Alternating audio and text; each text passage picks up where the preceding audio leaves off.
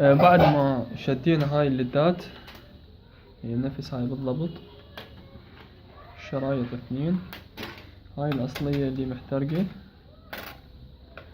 وهاي بمكانها، شدينا شريطين، هذا واحد وهذا واحد، من هنا صار التقاطع.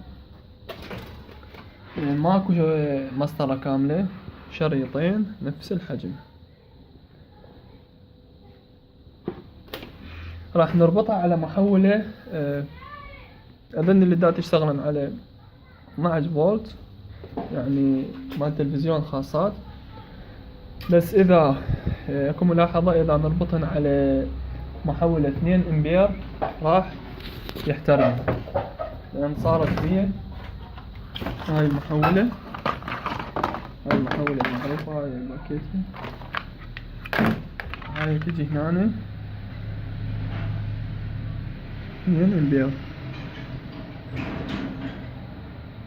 مكتوب 2 امبير. فهنا يراد الامبيرية قليلة تناسب هاي الليدات. فهاي المحولة، هاي بداخلها محولة، تنطي هاي فعلي 1 امبير، 1 امبير بالزايد. فأنا راح اربطها عليه هذني الليدات وماكو مشكلة، ما يحمل. بس بينما اذا نربطن على محولة 2 امبير رأسا يعطبن، يحمل ويعطبن، رغم نشدن على مشتت لكن يحمل بسرعة، يعني ما يطولن ربع دقيقة ويحترقن. خلل هو كان بزيادة الامبيرية. فأنا راح أكمل ربط الشاشة وارجع لكم. هاي بعد ما أكمل ربط الشاشة راح نشغلها.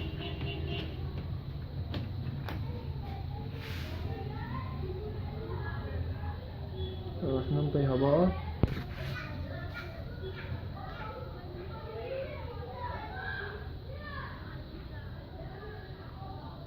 هاي اشتغلت بدون مشاكل، وشكرا جزيلا.